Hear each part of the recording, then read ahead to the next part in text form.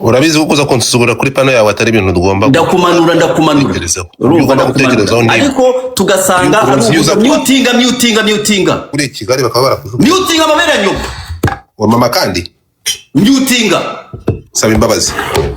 Okay, yaha bivuze ngo kubwanjye bivuze ngo ntabwo byakakubabaje Dumba kuko ntabwo yakureze komite ntabwo yandeze komite mu context ya uretse gato uko niko mushobora kubitwara ariko wasanga Irene yaravuze gutyo ashaka wasanga bivuze gutya ashaka kumvikanisha ko kuba yaratanze ikiganiro atazi ko ari kugushyirishamo nk'umuntu warezwe nk'umuntu uri muri kese unyumve neza cyane yampana ashobora kuba yaramubeshye urukunyumva wowe ukazamo nk'umuntu uri kusanga muri iyo saga ariko utararezwe Irene akaba ari gusobanura akavuga ati ntabwo njyewe nari nzi ko inshuti yanjye iri muri kese ndetse yaratangiwe ikirego ngo ntange ikiganiro wafata gute abantu bashobora kugukurikira ariko niba ari inshuti ye gute bamushuka bakamubeshya how can people uziko people follow you I know ariko mbabwire Dumba reka nze kubwire abantu ndakubwiye muri se urabyumvise arimo aravuga ko arimo arasaba imbabazi arimo aravuga ngo ntabwo bandeze komuteri Pazo avuye muri prison bavuye kumufunga arimo arasaba imbabazi arimo arambwira ati ntabwo bandeze komuteri urabizi ko ibintu byaguhungabanije mu bantu baguturishije ngerageza no kuguha kauberi ariko igihe mukene kukubwira ni iki ngicyo cyo reka ngusomere Dumba ndabifite urabizi uretse gatono naho ngusomere ikintu cya aho bafungira Pazo ukuntu bavuze Godfather mu magambo yose uvuga niba ushaka amahoro nanjye nushigikire Irene banza wumve oya ntabwo mushyigikira urukunyumva Dumba mushyigikire mfite mushyigikira kukumanura umva se niba mukeneye amahoro turabajyana muri stade amahoro niba ushaka amahoro nushigikire Irene ntabwo mushyigikira ko manzu nyumve kandi Dumba ubona nuko biraza kuba byiza urumva biraza kuba byiza umanuye ariko kuvuga igitekerezo cyanjye ariko nubwo urumva igitekerezo kiragira kirya Dumba urumva uriya mutipe yafashe uburakari bwawe urukumva aragucururutsa kuko ibyo avuga byari bifite ishingiro uriya mutipe yakomeje ku magambo urumva ntabwo ngiye buriya umuntu ntabwo nari mbuzi muziho urumva hari iyo umuntu yakoze ikibi Dumba cyangwa umuntu yakoze ikosa kugira ngo yivane muri iryo kosa urimo kunyumva ni urugendo rurerure ariko for me intambwe ya mbere Irene yarayiteye nubwo ikirenge gishobora kuba kitarageze cyangwa akaba atarasanye imbabazi nk'uko bikwiye but he try ibyo umuntu ufite uwo muntu yagombye gukora mu kiganiro nabonye avuga ati mu bantu nakwifuza kubabaza cyangwa nashaka gukomeretsa kuko wowe bitewe n'ukuntu muziranye bitandukanye n'ukuntu uziranye nawe but the guy he tried aravuga ati Dumba nsabye imbabazi nubwo yavugishaga ibyongereza avuga ati I'm sorry so Dumba gerageza wumva icyongereza cya Irene I'm sorry Justin Bieber hari ukuntu umuntu avuga akavuga icyongereza cya Irene kuvuga ngo I'm sorry byasoundingaga nabi I'm sorry kandi amaze iminsi muri Canada gusa ziza ariko Dumba the guy he take his time bro araza aravuga ati Dumba udashaka umva God udashaka kugusebya imbere y'abafana bawe ntabwo nza kukumanura umva gusa ikintu kimwe Dumba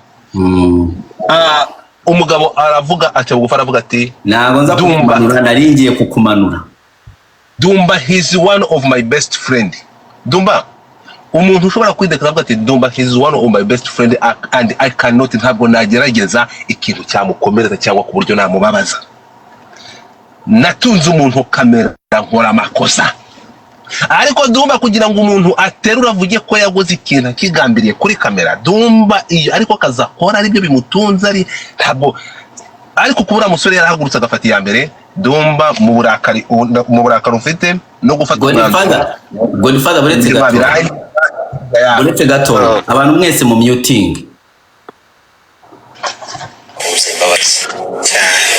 ako se wabaye hari n'abantu bajya abantu kabenshi urabizi ntabwo ujye nisobanura gusa iyo bigeze ku muntu nubaha ku nshuti yanjye naho yaba yambabaje ate igihe cyose numva namubabaje ngomba kumusaba imbabazi cyane. So Dumba yakuba very sorry mbabarire nageze muri case nanjye ubwanjye ntari bwashe kureactinga mu buryo butari kubabaza sibyo gusa njyewe ndabizi neza ko kuko naho yaba yambabaje ate nageze muri case nanjye ubwanjye ntari kureactinga mu buryo butari kukubabaza kuko yarabizi ko aza kubibabaza. Buretse gatoya nagira uvuga nukuvuga ko yarabizi ko ari kumbabaza. Iyo nise namagambo muvuye mu kanwa ndeka nongere nyagusubiza. Dumba yakuba very sorry mbabarire nageze muri case nanjye ubwanjye ntari bwashe kureactinga mu buryo butari kubabaza sibyo komeza. Gusa njyewe ndabizi neza ko kuko yaba arangije kuvuga ngo Dumba ni inshuti yanjye akonga kubera kwa kundi mujya mu manipulating abantu abantu ntabwo bajya bamenya ukuntu tujye dukoresha amagambo hano ku mbuga banagushaka gufata amagambo tujye dukoresha kandi ngo yankoresheho. Urumva ngo ntabwo nari reacting mu buryo butari bukubabaza. Deja arabizi ko ibyo yakoraga yagombaga yararimo arambabaza. Yeah, sure. Ariko arangije kuvuga ko Dumba ni inshuti yanjye wowe niko kakubesha ati Dumba ni inshuti yanjye nzo naza kuyisaba imbabazi. Wowe nibyo wumva, wowe nibyo bintu ugenda nabyo. Okay, Dumba. Komeze wumve statement. yaba yambabaje ate igihe cyose numva namubabaje ngomba kumusaba imbabazi cyane. So Dumba yakuba very sorry mbabarire nageze muri case nanjye ubwanjye ntari bwashe kureactinga mu buryo butari kubabaza sibyo gusa njyewe ndabizi neza ko kuko yaba Dumba turazira Phil Peter arumva arimo arikiriza Phil Peter ashobora kumukiramo akamubaza ariko Phil Peter arimo arikiriza ni inshuti yanjye kugeza no ku rwego nahuye na mama w'umubyara ako ngako kahita kagushuka ngo Dumba ni inshuti yanjye kugeza ku rwego nahuye na mama uri bumubyare. Yarangije kuvuga ko yari arimo arambabaza biza bikora bizi ariko yavuzemo ko yahuye na mama umubyara wowe uhitugira imuhi. Inshuti yanjye kugeza no ku rwego nahuye na mama w'umubyara. Urumva he is my best friend. So Dumba is my best friend. Kurikije umutima wawe ntabyo aribyo ntabwo aribyo ningambiriye. When it comes to journalism rimwe na rimwe ugwa mu mutego watuma n'inshuti yawe ibabariramo ariko atari uko uyanze ari uko nyine byageze muri case bashizemo n'akananga gafata amarangamutima. Murumva akananga kari muri background, murumva akananga kagira ngo gatera imuhe sokolinde ko mureke kumvugiramo. Murumva akananga karimo karatera imuhe inyuma muri background. Erega njyewe am the fucking best blogger. Ibi bintu ni njyewe uzi kubikora. Ibi bintu ni njyewe ubikora. Iyi mitego ni njyewe uzi kuyitega. Dumba ni kiganiro cy'abantu. Iyo nanga reka ntabwo ndagera n'ahantu ngo dufata ntabwo ndagera n'ahantu ushaka ko wumva by the way. Ntabwo ndahagera. Okay. Ntabwo ndahagera.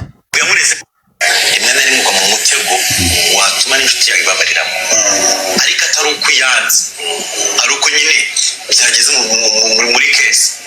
Noneho hazamo n'ikindi kintu cyamurakaje cy'uko muri la case y'ampano yareze Dumba yavuzwemo kuri video ngo Pazo yamuhaye ubona bikugira umunsi. Ikintu cyamurakaje cy'uko muri la case y'ampano yareze Dumba yavuzwemo akoresha ijambo yavuzwemo. Izi ni impapuro ziyafungishije Pazo, izi ngizi ndazifite hano. Akoresha ijambo yavuzwemo ngo nifaza nindagira ndaza kugusomera ama statement yafungishije Pazo, imirongo yafungishije Pazo wumva umbwire wumve na ile nibyo avuze. Ibi nzaza live byose mbivimuzi byose ntaramushyira hanze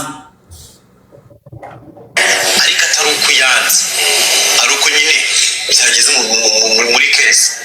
Noneho hazamo n'ikindi kintu cyamurakaje cy'uko muri la kesi y'ampano yareze Dumba yavuzweho kuri video ngo Pazo yamuhaye ubona bikoze uyu munsi babyumvishe neza yabikurikiye uretse komuteri ari yareze Dumba yavuzweho yabikurikiye umunsi nibwo yabyumvishe neza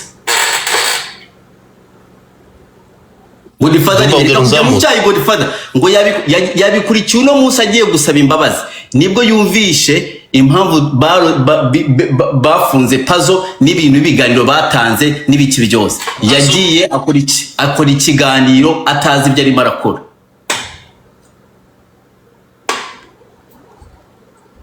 Godfather kikaba kiragiye nacyo y'ampano yareze Dumba yavuzweho kuri video ngo Pazo abandi muri hano mwebwe mwumva bikoze uyu munsi mwabyumvishe neza ntabwo yamureze komuteri ariko mu rukiko yavuzwe nk'umuntu wavuganye na y'ampano video yamuhaye ntabwo ari iy'ubwambure nk'umuntu wavuganye na y'ampano video yamuhaye ntabwo ari iy'ubwambure kuri video ngo Pazo yamuhaye ubona bikoze uyu munsi mwabyumvishe neza ntabwo yamureze komuteri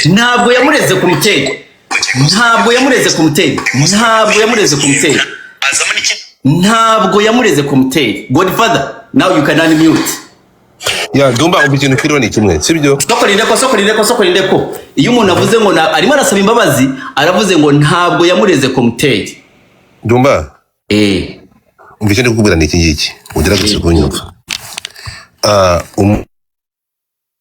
umujene ntabwo yigeze ahakana ko yaguhemukiye ko yanagukoreye ikosa ntabwo ariho turi ibyo biveho ari mu gusaba imbabazi ubu turimo turumva arimo arasaba imbabazi ku kiganiro arimo aravuga ngo ntabwo y'ampano yandeze komuteri ntabwo byumvishe yego ndabyumvishe ngaho wowe izo mbabazi urashaka ko nzimuha bafunga Pazo bavuga ati Ishimwe Patrick alias Pazomani yarabajijwe mu mvugo ze avuga ko izo video za uwo rizagwira Florier alias y'ampano wa boy yazibonye koko ziturutse muri email ye urega ngo kuko iba muri telefoni ye kandi umuntu wamufashaga anamubereye manager agira uburenganzira bwo kwinjira muri email ye ko ngo amavideo abitse kuri email ahita yizana kuri telefoni ye akavuga ko nyuma yo kuyibona nta muntu n'umwe yayihaye ko ibyo bamurega bamubeshiraga ariko tugasanga ari uburyo bwo guhunga icyaha kuko impamvu sakuje ngo difata niba utarize mba ngeze ahantu ha punchline hari very important ugomba kumva urumva urabizi ko kuza konsuzugura kuri pano yawe atari ibintu tugomba ndakumanura urumva ndakumanura ariko tugasanga mutinga kuri Kigali bakaba barakujuka mutinga amabera nyoko wa mama kandi mutinga saba imbabazi sorry you mutinga ariko tugasanga ari uburyo bwo guhunga icyaha kuko raporo ya cyber yerekana ko itariki ye 11 ukwezi kwa itariki 11 ukwezi kwa 11 2025 yamenyesheje uwitwa Dumba akoresheje video record kuri WhatsApp ko arimo gushakishwa na RIB ko yamusibira video zose za uwo rizagwira Florier Alliance azohereza bivuga ko yari azi neza ko zirimo gukwirakwiza kandi ari we ziturutseho iyo nyandiko y'ampana ajya gukora ikiganiro kwa Irene yarazimutwarira abanza kuzisoma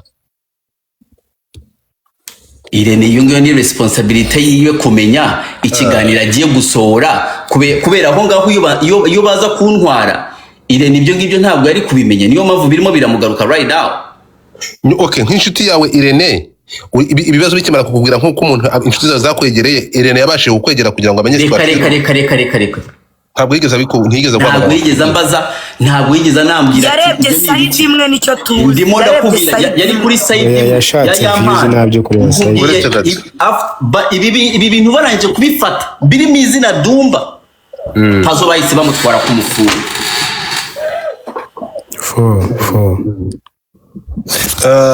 ni ukuvuga ngo Irene yabonye inkuru iri gutwika yibagirwa kuri inshuti ye.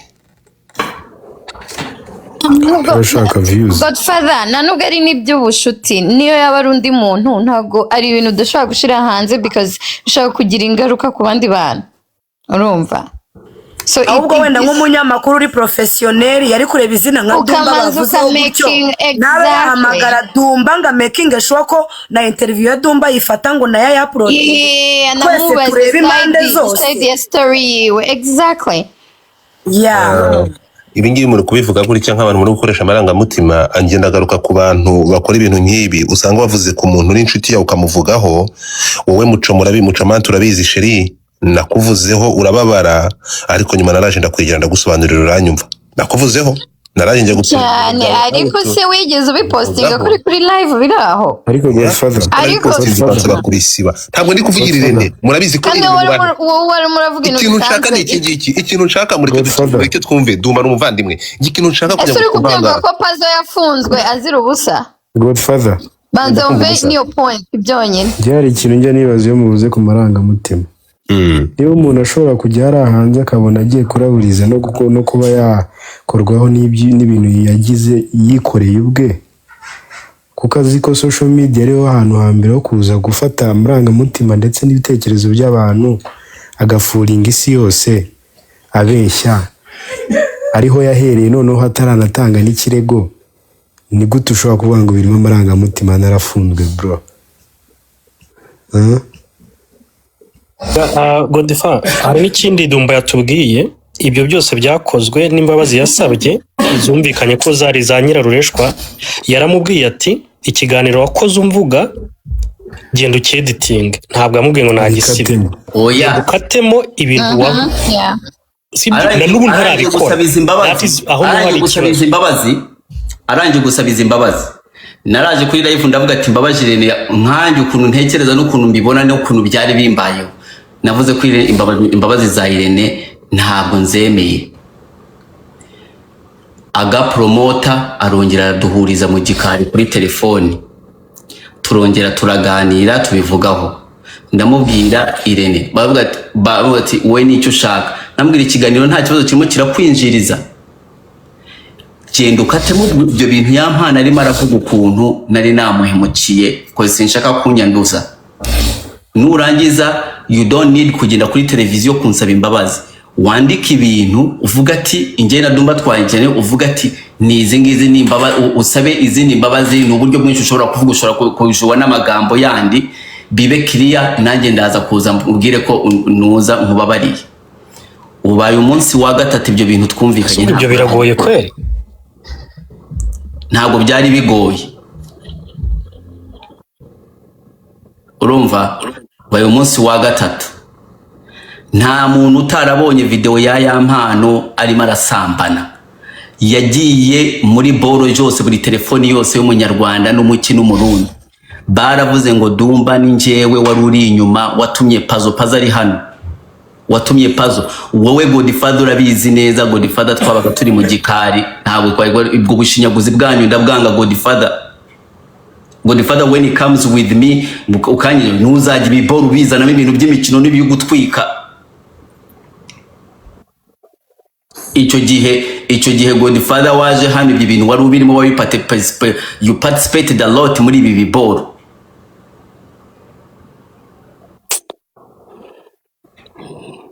natinye social media bro urumva uwo Mukaritasi ntabwo ashaka kwemera Irene uraza kwemera ku ngufu uraza kwemera ko wankoshereje ku ngufu cyangwa urahomba byinshi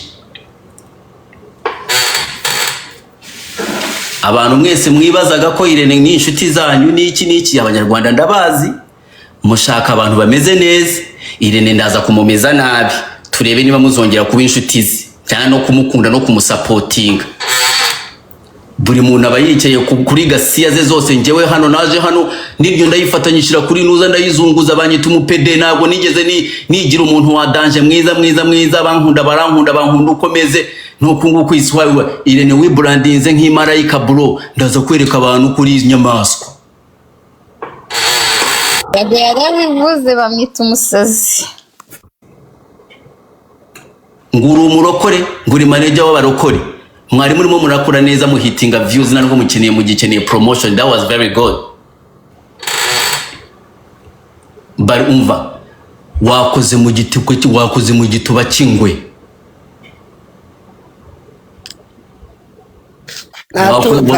Wakoze mu gituba cy'ingwe bro.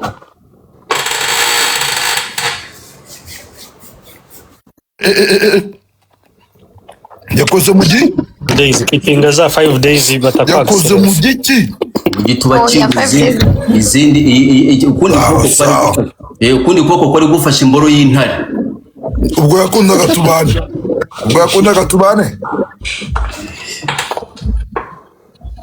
yakundaga tubane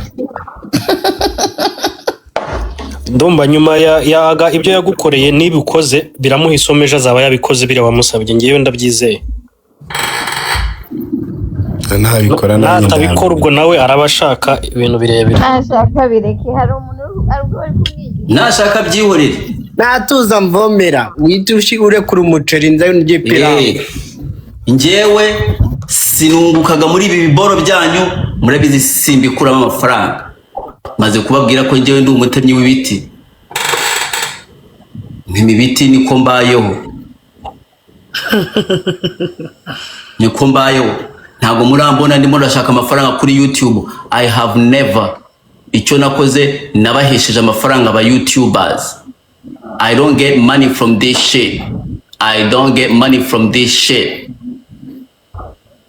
I promote music for free. Yego bamwe baranyishuye urumva baho bako Kigali bari bamaye amafaranga ko Kigali thank you waranyishuye like ariko nabyo simbifata nk'ibintu bya danger naye ko Kigali nuzi cyari kibaza ko ngo wangira ibintu bya danger. You have never given me money that I'm worthy for, but thank you. I'm not worthy the money you guys have given me, but I still thank you. So rero niazagire n'umuntu avuga ngo yamaye amafaranga nk'iyi na muntu. I know how much I'm worthy. I know how much I'm worthy. Then most of the shit I do for free, free entertainment. I don't lose anything. Ndaceceka ngire gutya n'icyo ari hano nteme ibiti byanjye ndyame na social media zanyu nzeveho, ariko Irene ngusize hanze.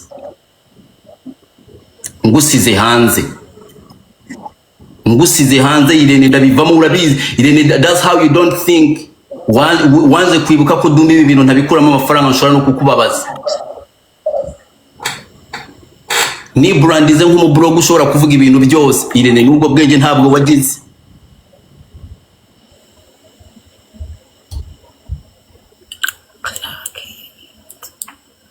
Ubwenge ntabwo wagize.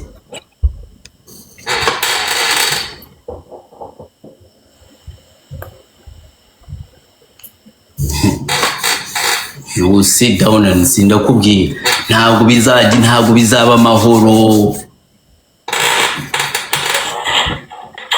Mushobora kwibaza kubera iki ndimo ndavuga ibi bintu nuko nongeye nari nakekeze ntabwo nanumvaga ntashaka kubivuga, ariko Pazomana araje bikabigaruka. Pazomana turi kuri pano na Pazomana murimo muravuga Pazomana ivyayisukuri bamusanze ubutabera bwo mu Rwanda. Mwarakoze umuntu bari baravuze ko natumye muri gusohora ama video ari free, bamusanze ari umwere. Ayo ma video ntayo yampaye, ntabwo twigeze tuyabona, ntabyo yigeze ampa.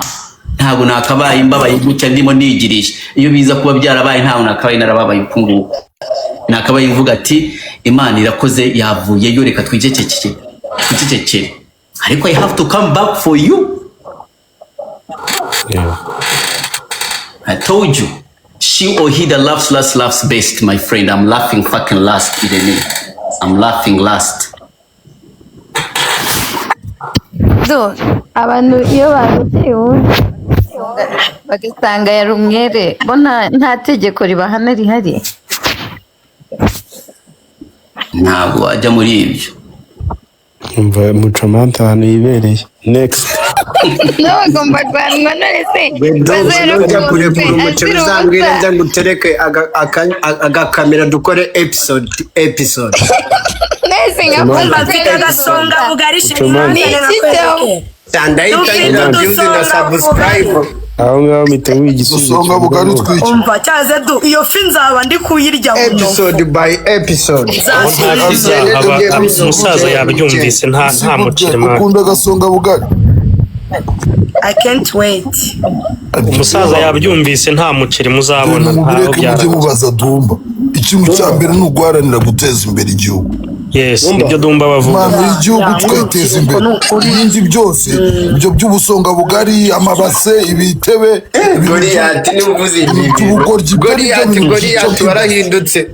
Oya nta dutebe byica industry yo mu Rwanda ngo hari udusonga bugari niyo gahunda ibaze rwose bugari dukenera ngo turabasahirwa nyine niyibeshye si iminsi 5 se nta minsi 5 ntabwo turabasahirwa ntabwo dukeneye kubona ubugari ni iminsi 5 cyane musonga ubugari musongere mujye muri Zaire mujye gusonga ubugari mujye muri Zaire 5 days babarira babarira ndimba ya Respo ibintu ntabwo agasonga bugari niko kagiye kugutungaho uzi noneho ibintu filimo muri ibyo bintu waguze intebe waguze diva ukava ku gasonga naryo rirahari ariko nshaka agasonga Bushido ibyo bintu twarabyanze ntabwo nshaka ibintu byo gusonga ubugari niyo mpamvu ibintu byose ndimo ndabiha umwanya ndimo ndamubwira ati oya bayitonze Foxman uzi buriya Dumba we ari mu bajene buriya twabashije guhura gutya n'amaso ku maso arabizi neza nta bintu by'uburyarya ntaki nawe kugira buriya duhuza nuko nawe nta buryarya bagira sibyo uzanye wazi umushyira hasi umutega igishishwa cy'umuneke igishishwa cy'umuneke kandi akabongo se kagenda gute unyereye ku gishishwa cy'umuneke bigenda gute akabongo kajya ese ako MC ga nawe rero mbona vugire yaramutse nicyo kintu mbona ushari wowe kandi ubaye iki gishishwa cy'umuneke tega kajibwami nyine nose kajibwami maziki gishwa cy'umuneke hasi ngo pogongo cyo po akantu kambabarira ngo ni indirimbo ya Renzi Paul kanyuze ugira ubyemere gura umuneke wa kamaseri